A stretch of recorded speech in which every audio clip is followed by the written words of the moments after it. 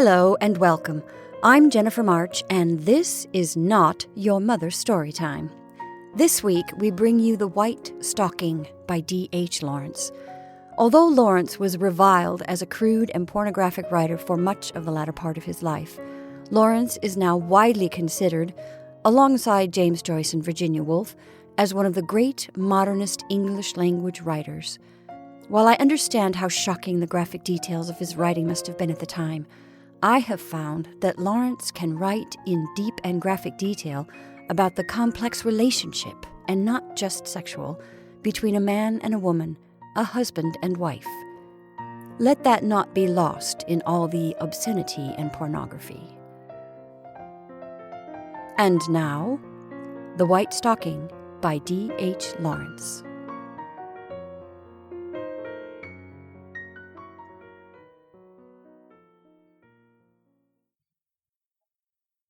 "I'm getting up, Teddy Lynx," said Mrs. Whiston, and she sprang out of bed briskly. "What the Hanover's got you?" asked Whiston. "Nothing. Can't I get up?" she replied animatedly. It was about 7 o'clock, scarcely light yet in the cold bedroom. Whiston lay still and looked at his wife. She was a pretty little thing, with her fleecy, short black hair all tousled. He watched her as she dressed quickly, flicking her small, delicate limbs, throwing her clothes about her. Her slovenliness and untidiness did not trouble him. When she picked up the edges of her petticoat, ripped off a torn string of white lace, and flung it on the dressing-table, her careless abandon made his spirit glow. She stood before the mirror and roughly scrambled together her profuse little mane of hair. He watched the quickness and softness of her young shoulders, calmly, like a husband, and appreciatively. "Rise up," she cried, turning to him with a quick wave of her arm, "and shine forth." They had been married 2 years, but still, when she had gone out of the room, he felt as if his light and warmth were taken away. He became aware of the raw, cold morning. So he rose himself, wondering casually what had roused her so early. Usually she lay in bed as late as she could. Whiston fastened a belt around his loins and went downstairs in shirt and trousers. He heard her singing in her snatchy fashion. The stairs creaked under his weight. He passed down the narrow little passage, which she called a hall, of the 7 and 6-penny house which was his first home. He was a shapely young fellow of about 28, sleepy now and easy with well-being. He heard the water drumming into the kettle, and she began to whistle. He loved the quick way she dodged the supper cups under the tap to wash them for breakfast. She looked an untidy minx, but she was quick and handy enough. "Teddy Lynx," she cried. "What?" "Light a fire, quick!" She wore an old sack-like dressing jacket of black silk pinned across her breast, but one of the sleeves, coming unfastened, showed some delightful pink upper arm. "Why don't you sew your sleeve up?" he said, suffering from the sight of the exposed, soft flesh. "Where?" she cried, peering around. "Nuisance," she said, seeing the gap, then with light fingers went on drying the cups. The kitchen was of fair size, but gloomy. Whiston poked out the dead ashes. Suddenly a thud was heard at the door down the passage. "I'll go," cried Mrs. Whiston, and she was gone down the hall. The postman was a ruddy-faced man who had been a soldier. He smiled broadly, handing her some packages. "They've not forgot you," he said impudently. "No, lucky for them," she said, with a toss of the head. But she was interested only in her envelopes this morning. The postman waited inquisitively, smiling in an ingratiating fashion. She slowly, abstractedly, as if she did not know anyone was there, closed the door in his face, continuing to look at the addresses on her letters. She tore open the thin envelope. There was a long, hideous cartoon valentine. She smiled briefly and dropped it on the floor. Struggling with the string of the packet, she opened a white cardboard box, and there lay a white silk handkerchief, packed neatly under the paper lace of the box, and her initial, worked in heliotrope, fully displayed. She smiled pleasantly and gently put the box aside. The third envelope contained another white packet, apparently a cotton handkerchief neatly folded. She shook it out. It was a long, white stocking, but there was a little weight in the toe. Quickly she thrust down her arm, wriggling her fingers into the toe of the stocking, and brought out a small box. She peeped inside the box, then hastily opened a door on her left hand and went into the little cold sitting room. She had her lower lip caught earnestly between her teeth. With a little flash of triumph, she lifted a pair of pearl earrings from the small box and went to the mirror. There, earnestly, she began to hook them through her ears, looking at herself sideways in the glass. Curiously concentrated and intent she seemed, as she fingered the lobes of her ears, her head bent on one side. Then the pearl earrings dangled under her rosy, small ears. She shook her head sharply to see the swing of the drops. They went chill against her neck in little sharp touches. Then she stood still to look at herself, bridling her head in the dignified fashion. Then she simpered at herself. Catching her own eye, she could not help winking at herself and laughing. She turned to look at the box. There was a scrap of paper with this posy. "Pearls may be fair, but thou art fairer. Wear these for me, and I'll love the wearer." She made a grimace and a grin, but she was drawn to the mirror again to look at her earrings. Whiston had made the fire burn, so he came to look for her. When she heard him, she started round quickly, guiltily. She was watching him with intent blue eyes when he appeared. He did not see much. In his morning drowsy warmth, he gave her as ever a feeling of warmth and slowness.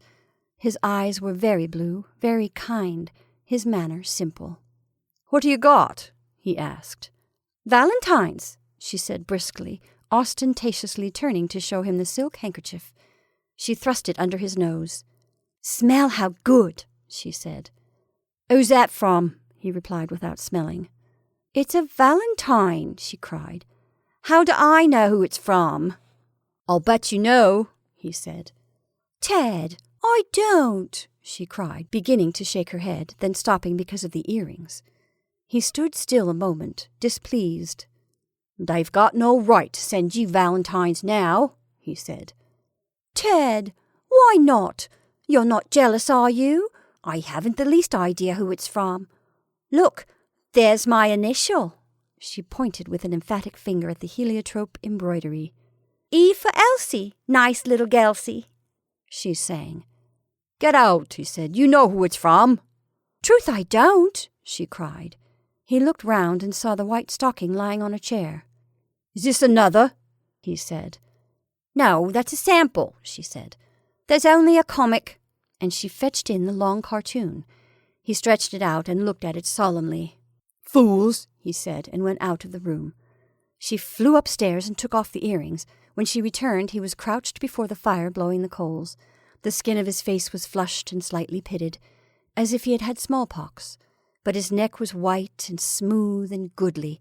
She hung her arms around his neck as he crouched there and clung to him. He balanced on his toes. "This fire's a slow coach," he said. "And who else is a slow coach?" she said. "One of us two, I know," he said, and he rose carefully. She remained clinging around his neck so that she was lifted off her feet. "Ha! Swing me!" she cried. He lowered his head and she hung in the air, swinging from his neck, laughing. Then she slipped off. "The kettle is singing," she sang, flying for the teapot. He bent down again to blow the fire. The veins in his neck stood out. His shirt collar seemed too tight. "Dr. Wire, blow the fire, puff, puff, puff," she sang, laughing. He smiled at her. She was so glad because of her pearl earrings. Over the breakfast she grew serious. He did not notice. She became portentous in her gravity. Almost it penetrated through his steady good humor to irritate him. "Teddy," she said at last. "What?" he said. "I told you a lie," she said, humbly tragic. His soul stirred uneasily. "Oh, why?" he said casually. She was not satisfied. He ought to be more moved. "Yes," she said. He cut a piece of bread. "Was it a good one?" he asked. She was piqued. Then she considered, was it a good one? Then she laughed. "No," she said. "It wasn't up to much." "Ah," he said easily, but with a steady strength of fondness for her in his tone. "Get it out, then." It became a little more difficult. "You know that white stocking," she said earnestly. "I told you a lie. It wasn't a sample. It was a valentine." A little frown came on his brow. "Then what did you invent it as a sample for?" he said. But he knew this weakness of hers. The touch of anger in his voice frightened her. "I was afraid you'd be cross," she said pathetically. "I'll bet you were vastly afraid," he said. "I was, Teddy." There was a pause. He was resolving one of two things in his mind. "And who sent it?" he asked. "I can guess," she said, "though there weren't a word with it, except—" She ran to the sitting room and returned with a slip of paper. "Pearls may be fair, but thou art fairer. Wear these for me, and I'll love the wearer." He read it twice, then a dull red flush came on his face. "And who do you guess it is?" he asked, with a ringing of anger in his voice. "I suspect it's Sam Adams," she said, with a little virtuous indignation. Whiston was silent for a moment. "Fool," he said, "and what's it got to do with pearls? And how can he say wear these for me when there's only one? He hasn't got the brain to invent a proper verse."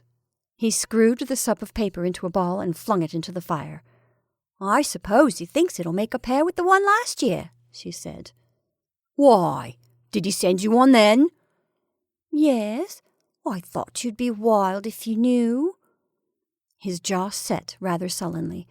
Presently he rose and went to wash himself, rolling back his sleeves and pulling up his shirt at the breast.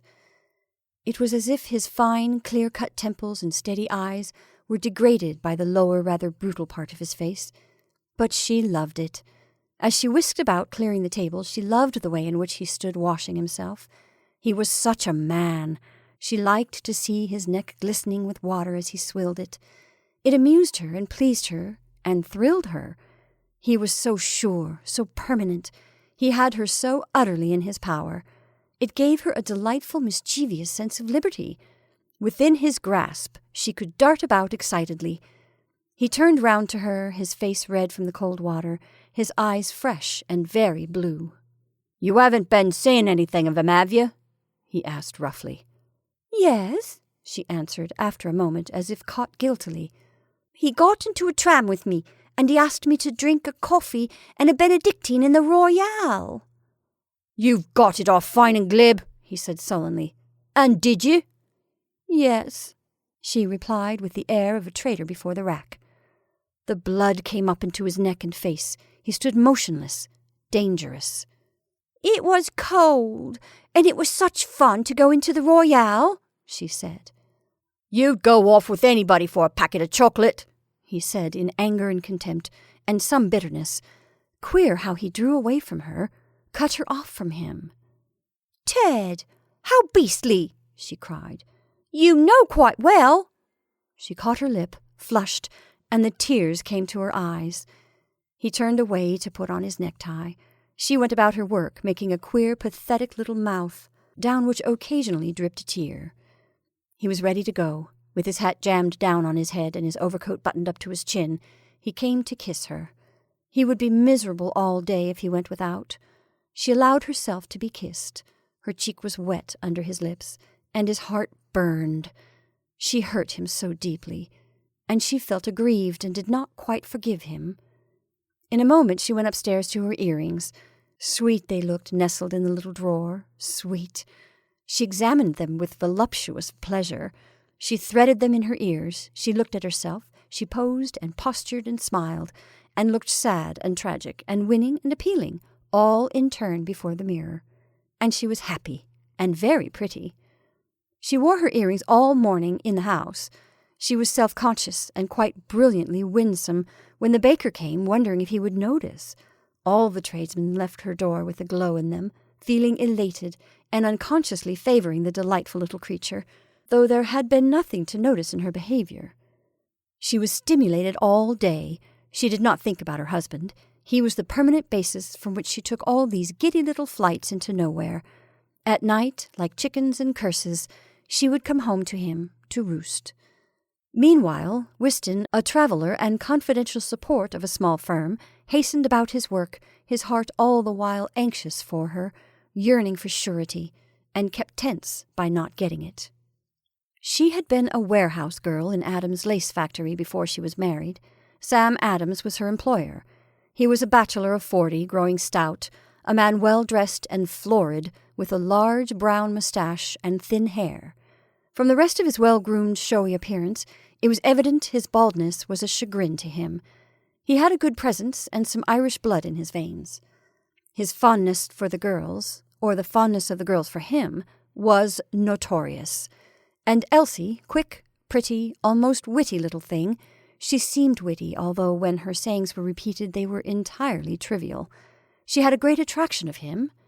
He would come into the warehouse dressed in a rather sporting reefer coat of fawn colour, and trousers of fine black and white check, a cap with a big peak and a scarlet carnation in his buttonhole, to impress her.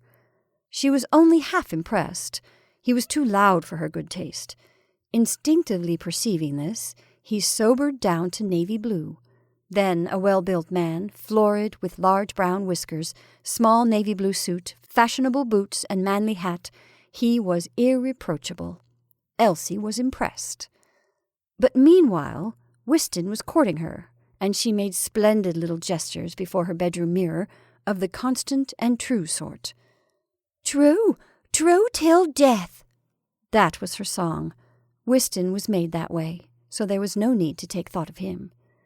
Every Christmas, Sam Adams gave a party at his house, to which he invited his superior workpeople, not factory hands and labourers, but those above. He was a generous man in his way, with a real warm feeling for giving pleasure. 2 years ago, Elsie had attended this Christmas party for the last time. Wystan had accompanied her. At that time, he worked for Sam Adams. She had been very proud of herself. In her close-fitting, full-skirted dress of blue silk, Wystan called for her. Then she tripped beside him, holding her large cashmere shawl across her breast. He strode with long strides, his trousers handsomely strapped under his boots, and her silk shoes bulging the pockets of his full-skirted overcoat. They passed through the park gates, and her spirits rose. Above them the castle rock looked grandly in the night. The naked trees stood still and dark in the forest along the boulevard. They were rather late. Agitated with anticipation in the cloakroom, she gave her shawl, donned her silk shoes, and looked at herself in the mirror. The loose bunches of curls on either side of her face danced prettily. Her mouth smiled. She hung a moment in the door of the brilliantly lighted room. Many people were moving within the blaze of lamps, under the crystal chandeliers, the full skirts of women balancing and floating, the side whiskers and white cravats of the men bowing above. Then she entered the light. In an instant, Sam Adams was coming forward, lifting both his arms in boisterous welcome. There was a constant red laugh on his face. "Come late, would you?" he shouted. "Like royalty." He seized her hands and led her forward. He opened his mouth wide when he spoke, and the effect of the warm, dark opening behind the brown whiskers was disturbing. But she was floating into the throng on his arm. He was very gallant. "Now then," he said, taking her card to write down the dances. "I've got carte blanche, haven't I?" "Mr. Wystan doesn't dance," she said. "I am a lucky man," he said, scribbling his initials. "I was born with an amourette in my mouth." He wrote on quietly. She blushed and laughed, not knowing what it meant. "Why, what is it?" she said. "It's you. Even littler than you are, dressed in little wings," he said. "I should have to be pretty small to get in your mouth," she said. "You think you're too big, do you?" he said easily. He handed her card with a bow. "Now I'm set up, my darling, for this evening," he said. Then, quick, always at his ease, he looked over the room. She waited in front of him. He was ready. Catching the eye of the band, he nodded. In a moment the music began. He seemed to relax, giving himself up. "Now then, Elsie," he said with a curious caress in his voice that seemed to lap the outside of her body in a warm glow, delicious.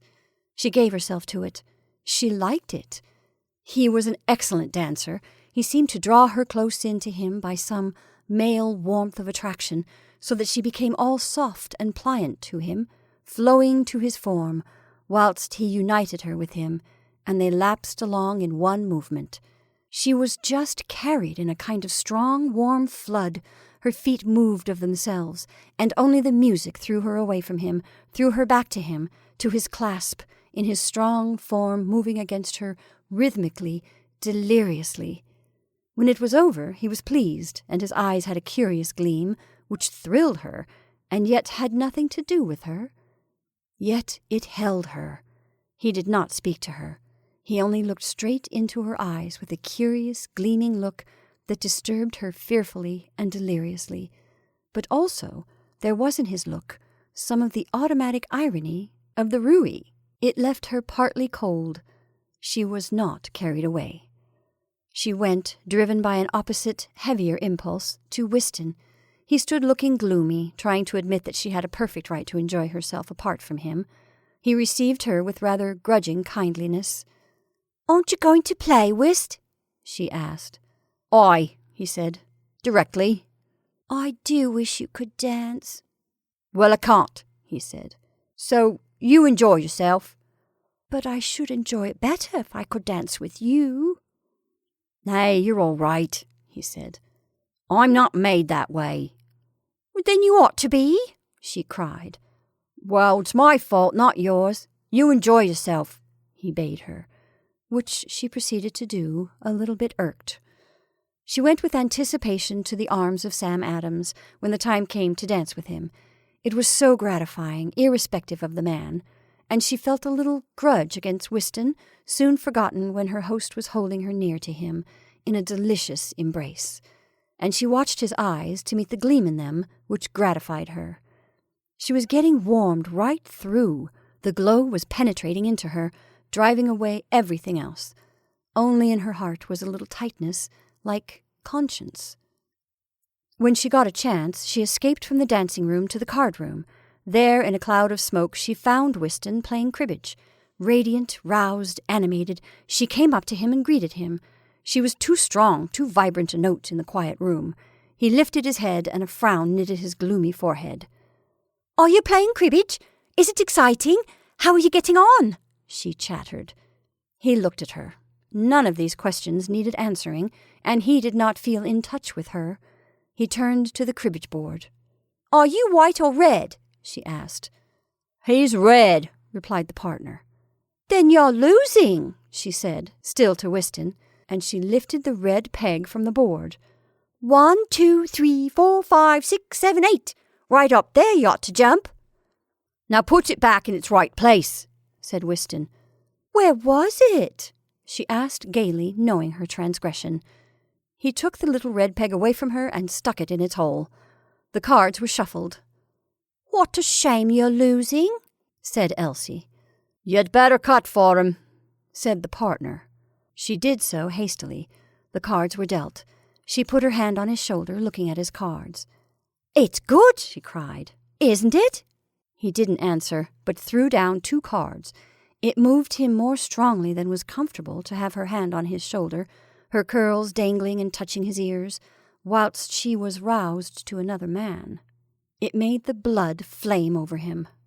At that moment Sam Adams appeared, florid and boisterous, intoxicated more with himself, with the dancing, than with the wine. In his eyes the curious impersonal light gleamed. "I thought I should find you here, Elsie," he cried boisterously, a disturbing high note in his voice. "What made you think so?" she replied, the mischief rousing in her.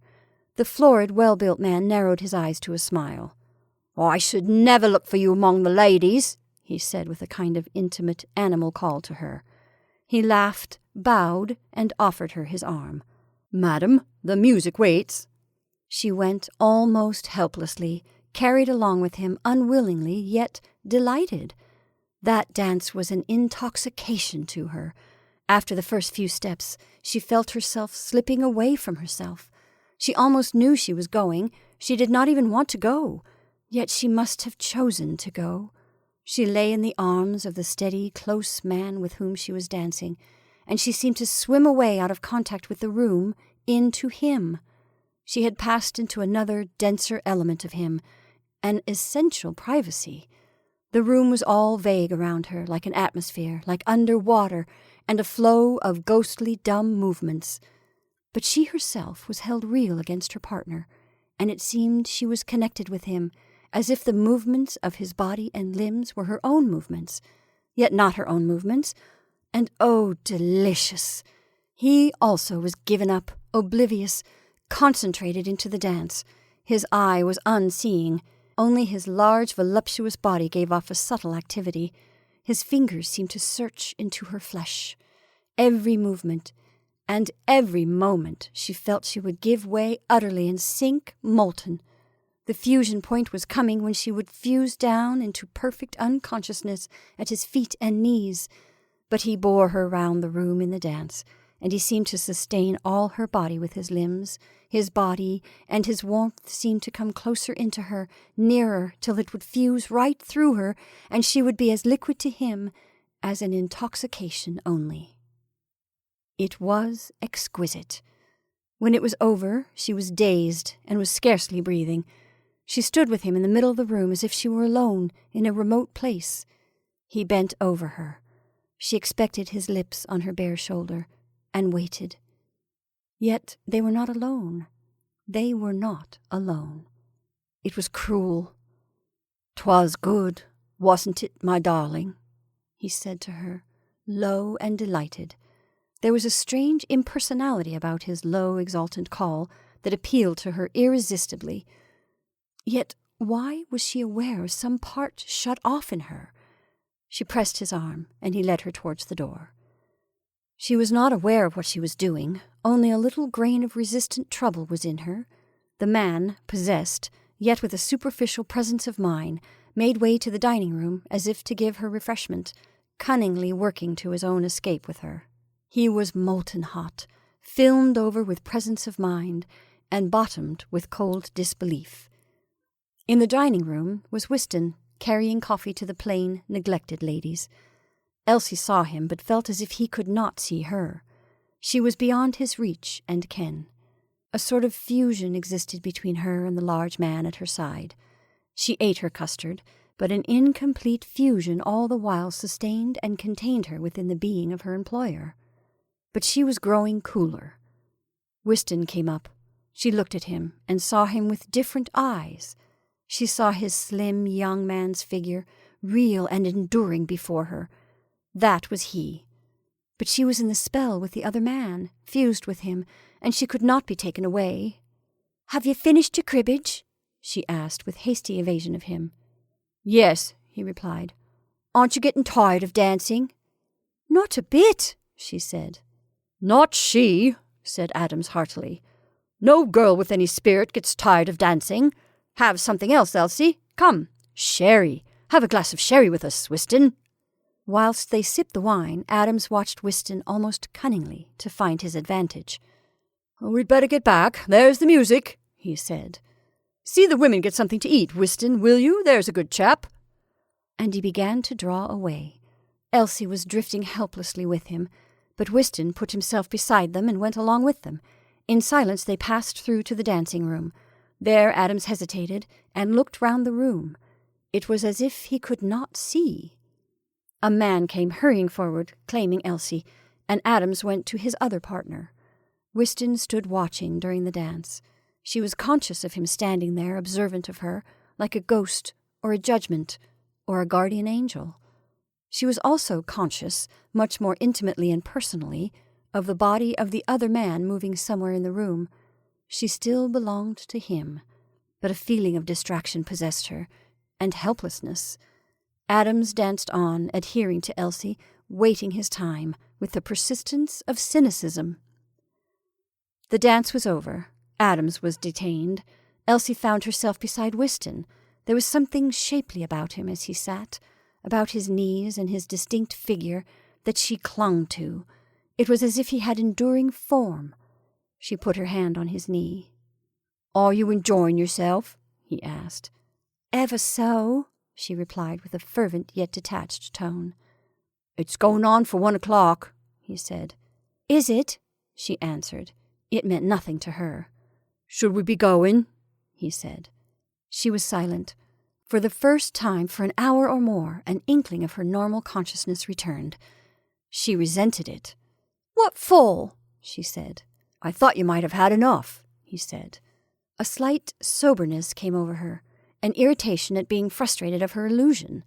"Why?" she said. "We've been here since 9, he said.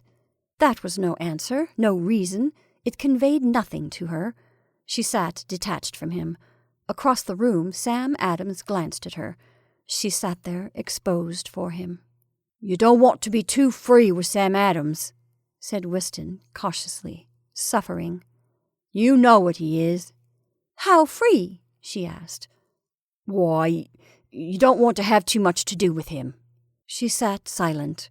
He was forcing her into consciousness of her position, but he could not get hold of her feelings to change them. She had a curious, perverse desire that he should not. "I like him," she said. "What do you find to like in him?" he said with a hot heart. "I don't know, but I like him," she said. She was immutable. He sat feeling heavy and dulled with rage.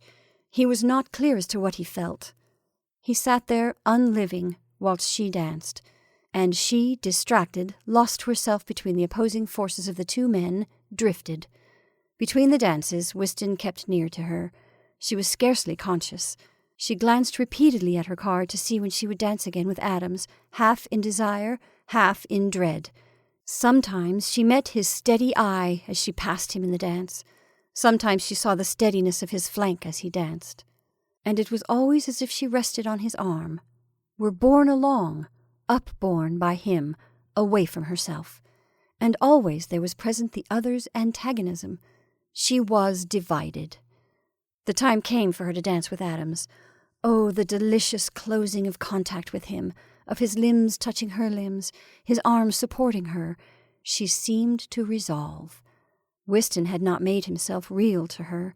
He was only a heavy place in her consciousness. But she breathed heavily, beginning to suffer from the closeness of strain. She was nervous. Adams also was constrained. A tightness, a tension was coming over them all, and he was exasperated, feeling something counteracting physical magnetism, feeling a will with her stronger than his own, intervening in what was becoming a vital necessity to him. Elsie was almost lost to her own control. As she went forward with him to take her place at the dance, she stooped for her pocket handkerchief. The music sounded for quadrilles. Everybody was ready. Adams stood with his body near her, exerting his attraction over her. He was tense and fighting. She stooped for her pocket handkerchief and shook it as she rose. It shook out and fell from her hand. With agony, she saw she had taken a white stocking instead of a handkerchief. For a second it lay on the floor, a twist of white stocking. Then, in an instant, Adams picked it up, with a little surprised laugh of triumph. "That'll do for me," he whispered, seeming to take possession of her, and he stuffed the stocking in his trousers pocket and quickly offered her his handkerchief. The dance began. She felt weak and faint, as if her will were turned to water. A heavy sense of loss came over her. She could not help herself any more. But it was peace. When the dance was over, Adams yielded her up. Weston came to her. "What was it as you dropped?" Weston asked. "I thought it was my handkerchief. I'd taken a stocking by mistake," she said, detached and muted. "And he's got it?" "Yes." "What does he mean by that?" She lifted her shoulders. "Are you going to let him keep it?" he asked. "I don't let him." There was a long pause. "Am I to go and have it out with him?" he asked, his face flushed, his blue eyes going hard with opposition. "No," she said, pale. "Why?" "No, I don't want to say anything about it."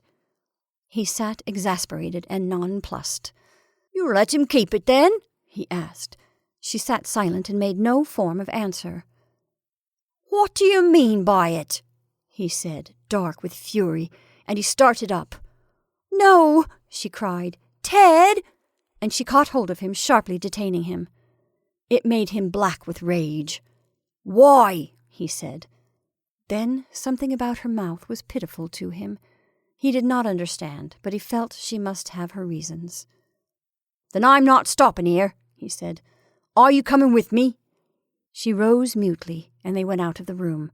Adams had not noticed. In a few moments they were in the street. "What the hell do you mean?" he said in a black fury.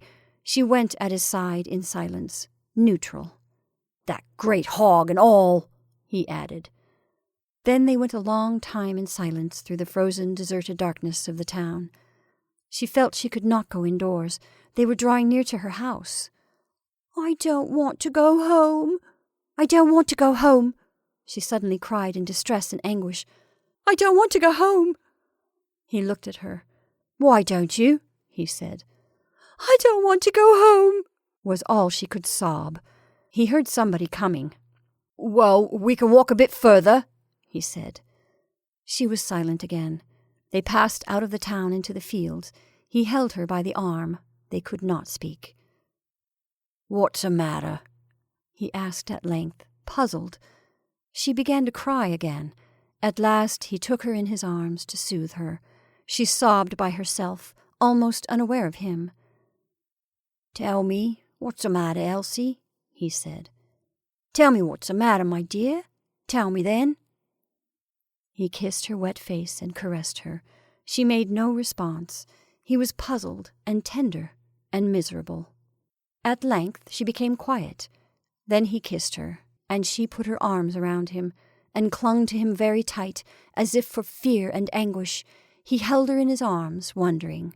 "Ted," she whispered, frantic. "Ted! Ted!"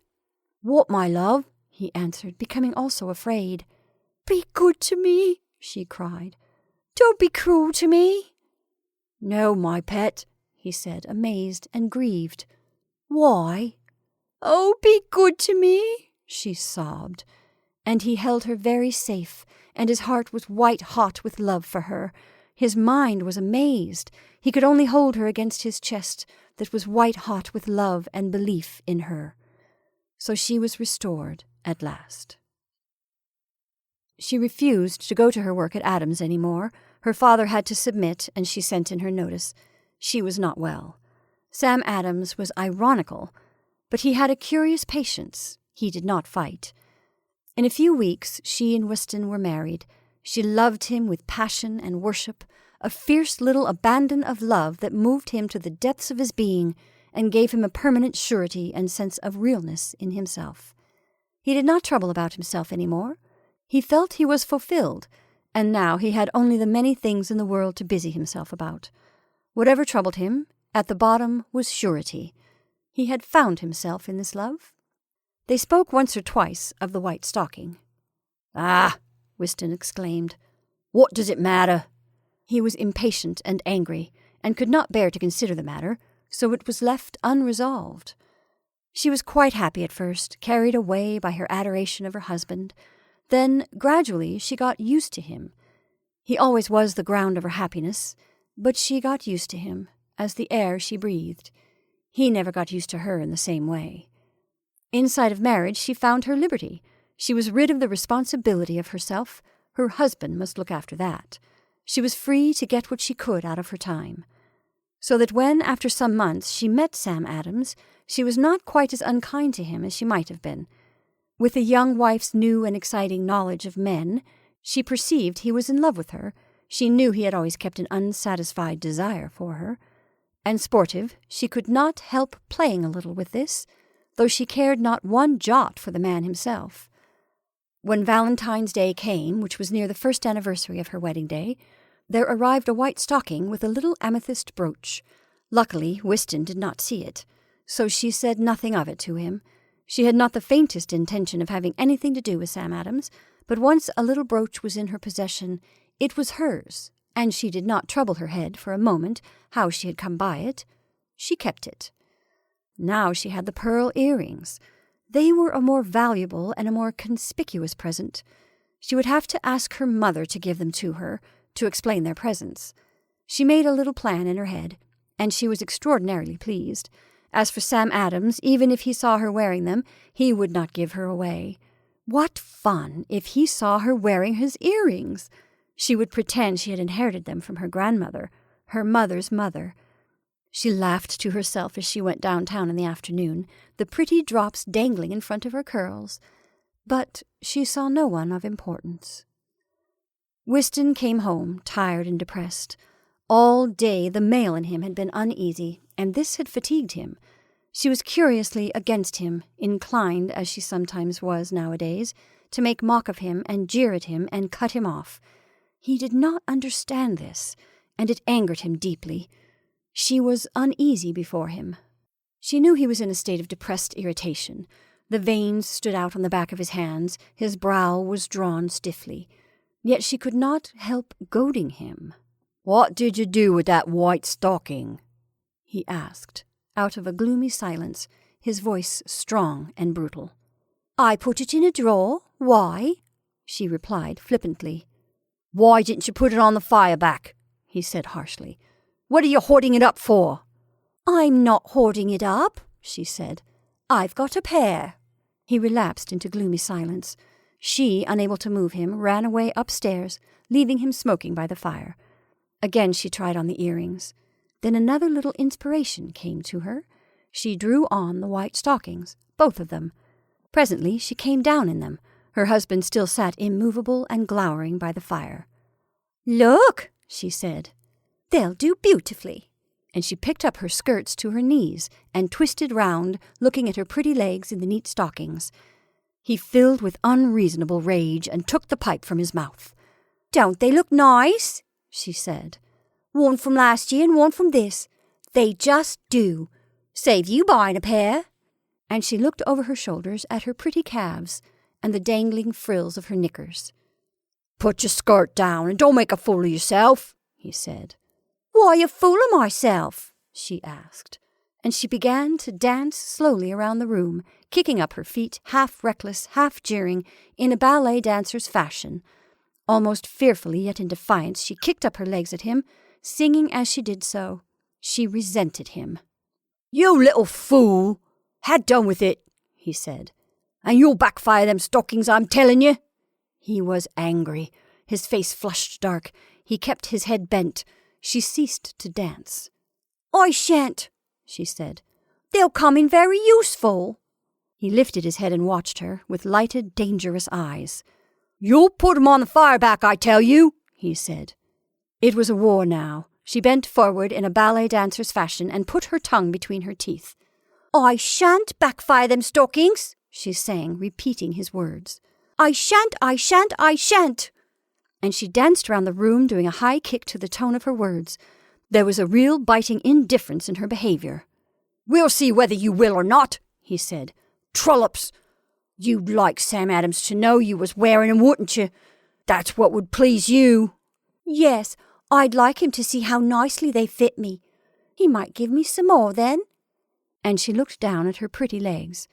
He knew somehow that she would like Sam Adams to see how pretty her legs looked in the white stockings.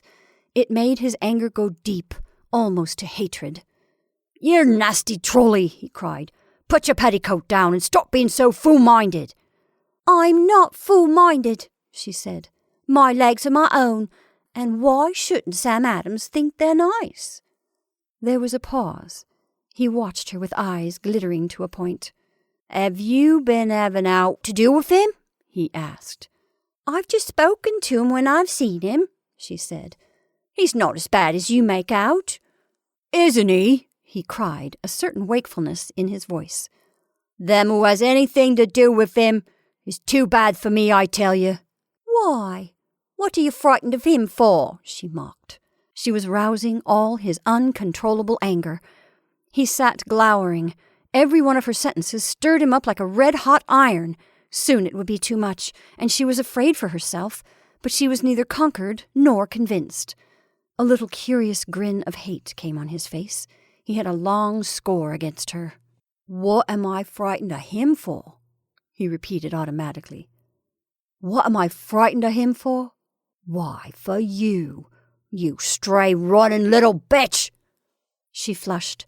The insult went deep into her, right home.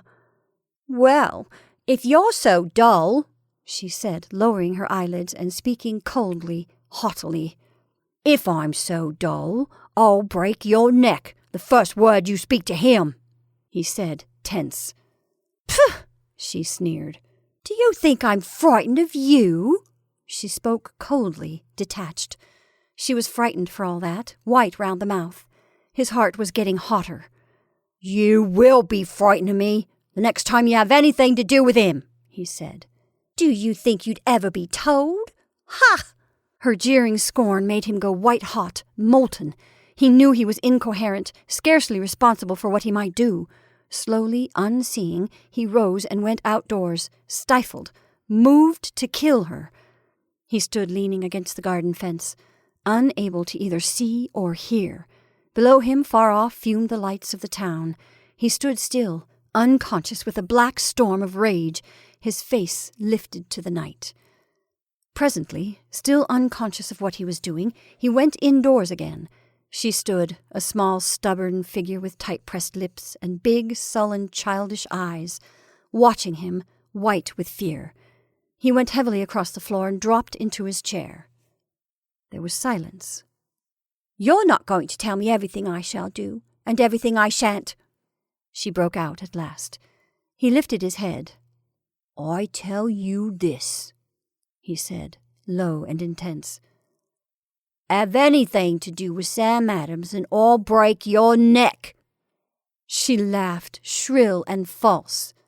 "How I hate your word, break your neck," she said with a grimace of the mouth. "It sounds so common and beastly. Can't you say something else?" There was a dead silence. "And besides," she said, with a queer chirrup of mocking laughter, "what do you know about anything? He sent me an amethyst brooch and a pair of pearl earrings." "He what?" said Whiston in a suddenly normal voice. His eyes were fixed on her. "Sent me a pair of pearl earrings and an amethyst brooch," she repeated mechanically, pale to the lips. And her big, black, childish eyes watched him, fascinated, held in her spell. He seemed to thrust his face and his eyes forward at her as he rose slowly and came to her. She watched, transfixed in terror. Her throat made a small sound as she tried to scream. Then, quick as lightning, the back of his hand struck her with a crash across the mouth, and she was flung back, blinded against the wall. The shock shook a queer sound out of her. And then she saw him, still coming on, his eyes holding her, his fist drawn back, advancing slowly. At any instant, the blow might crash into her.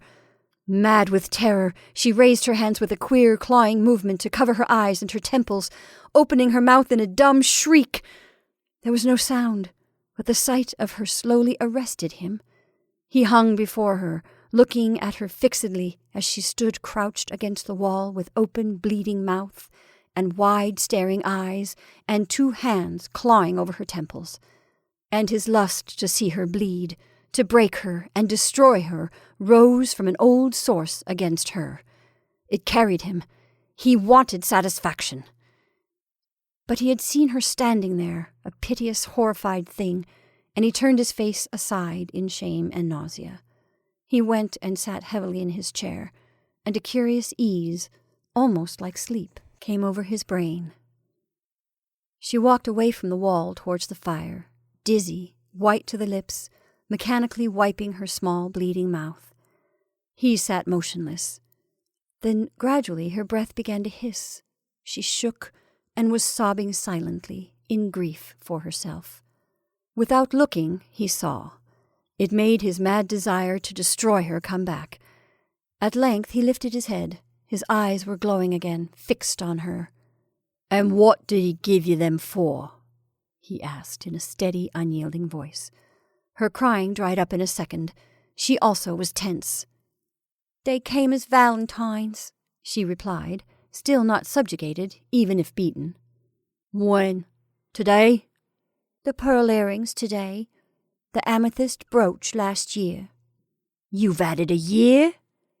"Yes." She felt that now nothing would prevent him if he rose to kill her. She could not prevent him any more. She was yielding up to him. They both trembled in the balance, unconscious. "What have you got to do with him?" he asked in a barren voice. "I've not had anything to do with him," she quavered. "You just kept 'em because they were jewelry?" he said. A weariness came over him. What was the worth of speaking any more of it? He did not care any more. He was dreary and sick. She began to cry again, and he took no notice. She kept wiping her mouth on her handkerchief. He could see it, the blood mark. It made him only more sick and tired of the responsibility of it, the violence, the shame. When she began to move about again, he raised his head once more from his dead, motionless position. "Where are the things?" he said. "They're upstairs," she quavered. She knew the passion had gone down in him. "Bring them down," he said. "I won't," she wept with rage. "You're not going to bully me and hit me like that on the mouth." And she sobbed again. He looked at her in contempt and compassion, and in rising anger. "Where are they?" he said. "They're in a little drawer under the looking-glass," she sobbed. He went slowly upstairs, struck a match, and found the trinkets. He brought them downstairs in his hands. "These?" he said, looking at them as they lay in his palm. She looked at them without answering. She was not interested in them any more. He looked at the little jewels. They were pretty. "It's none of their fault," he said to himself. And he searched round slowly, persistently, for a box. He tied the things up and addressed them to Sam Adams. Then he went out in his slippers to post the little package. When he came back, she was still sitting, crying. "You'd better go to bed," he said. She paid no attention. He sat by the fire. She still cried. "I'm sleeping down here," he said. "Go you to bed." In a few minutes she lifted her tear-stained, swollen face and looked at him with eyes all forlorn and pathetic. A great flash of anguish went over his body. He went over slowly and very gently took her in his hands. She let herself be taken. Then, as she lay against his shoulder, she sobbed aloud. "I never meant—" "My love, my little love," he cried in anguish of spirit, holding her in his arms.